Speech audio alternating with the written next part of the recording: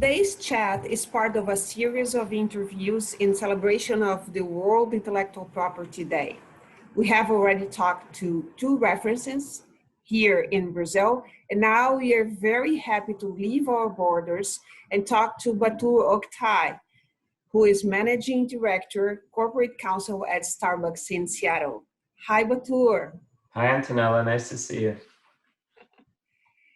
Batur, I think we can start by talking. You can talk to everybody. How did you meet me? I'd love to. You probably remember the story. But my first in-house job after I left the law firm life was with a company called Adobe Systems. Adobe is the software company that makes PDF and Photoshop and other programs. And with Adobe, even in the very beginning, I had to travel all over the world because I managed their anti-piracy program. One of my first trips was to Rio de Janeiro. I think it was in 1998, maybe. And the head of the Adobe business wanted me to go and meet with our law firm to talk about software piracy and the like. And he said, our lawyer's name is Antonella. And at the time, I was younger and a little naive. I thought Antonella was a man's name. I didn't know it was a woman's name. I don't know why that didn't make any sense to me. So I was expecting a Brazilian man. And we went to the offices where you were working at the time. And I remember we went to the elevator bank where the elevators open, and it was very dark. It felt like being in a dark closet almost. And we were waiting for you to come out of your law firm office space. And then it was like a scene from a movie. The door opened at the end of the corridor, and light pierced into the dark elevator lobby. We almost had to shield our eyes from the light. And you stepped into the light, and I could just see your shadow with your hair flowing. But Antonella is not a man's name. It's a woman's name. That's the first time I met you. I remember that very well. Yeah, and we had a very nice weekend. Remember, we went to the beach here, and you were surprised with our coconut and the way we drink coconut in the beach, which is the coconut itself, surrounded by my friends, by the way, very nice ladies in Pepe Beach in Rio. So I do remember going to the beach with you and your friends, and the coconut and all the fabulous Brazilian fruits that you don't find in the U.S. that were just very exotic to me at the time. And I've been very fortunate to come back to Rio and to Sao Paulo and to vacation in Angra since then. So I have a great love for Brazilian culture and the warmth of the people. It's just wonderful. Yeah. And Brazilians love Starbucks too. So I think I would like to know, what are some top issues you see for industry and IP professionals in the coming year? What do you think it will be challenging? I have to say that the core IP issues haven't changed that much over time. I mean, you have AI, you have all these new technologies and ways of doing things, but the core issues are really basic infringement of intellectual property rights, and that the volume of infringements just keeps going up and up and up. We're actually at our peak of IP infringement matters in my many years at the company. We're at, we have 1,500 active infringement matters around the world, which is quite a lot. It's a big uptick from last year and the year before and the year before. So really the nature of the problems hasn't changed. It moves to different regions at different times, but the volume continues to go up. So the main issue is, how do you deal with the high volume of counterfeiting and the amount of infringement on websites and online and phishing scams and those sorts of things? That's the biggest really issue to tackle. And you need a big team and a big budget if you really want to go after everything. And nobody has that. So you have to find smarter ways of enforcing your brand. And what do you think are the big issues that you face to enforce your brands? Do you think it's a problem of territory or jurisdiction, or maybe online? Yeah, I think our biggest issue right now, where we're seeing the highest volume, we're seeing it in two areas. One is China. We've always had a high amount of infringement in China, and that number just continues to rise. So of the 1,500 plus enforcement matters, almost half are in China. Right? So as the number of infringements goes up, the number of infringements in China is also going up. So how to deal with infringement in China is a big issue for us. And we're doing things like partnering with large local companies like Alibaba, which is one of the large internet companies there, to work with them to create anti-counterfeiting and anti-infringement programs, quick takedowns. We're doing joint investigations and raids with a number of companies in China. So we're getting a little smarter about working with others to help us solve the problems instead of just hiring firms, suing, conducting raids on our own. And it works a lot better when you're working with the ecosystem of local companies, local law enforcement, and then your own techniques. And I remember that you told me that you went to Milan. I think you went to Berlin or Munich to supervise the opening of your new series of stores.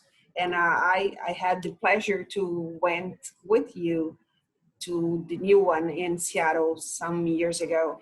So how is that? Yeah, so what you're referring to are what we call the roasteries.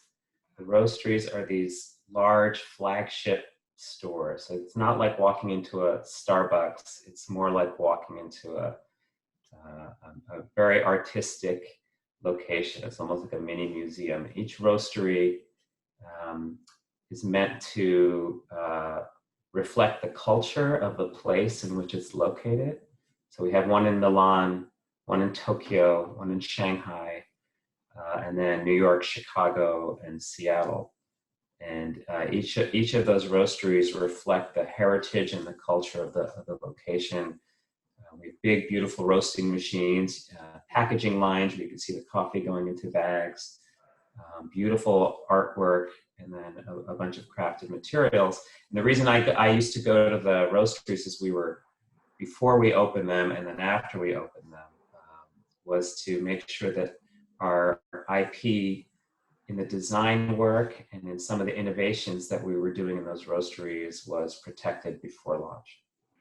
And what trademark issues are particularly relevant to your work at this time?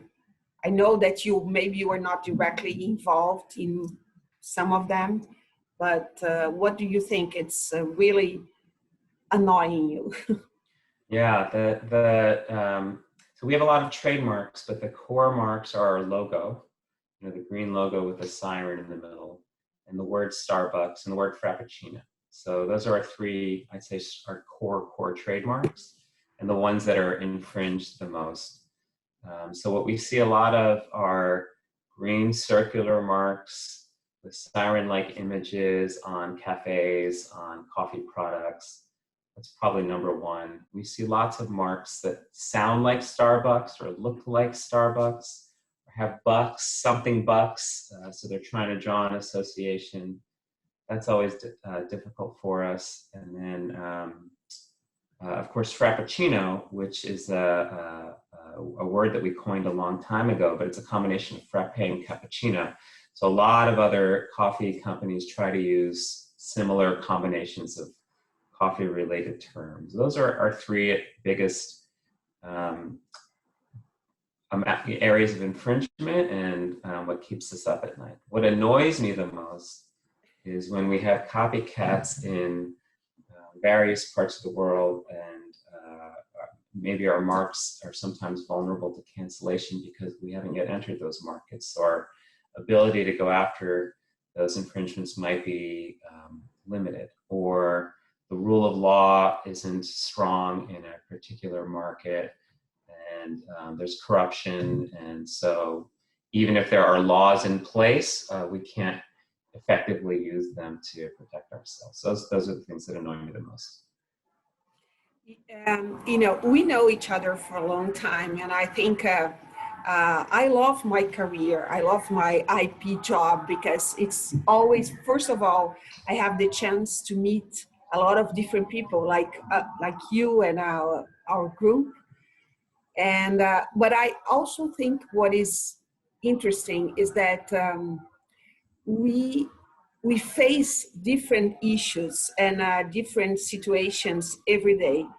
And I am not sure that in other areas of law you have that. You know, I'm really happy because I chose the career, and I'm happy with the result.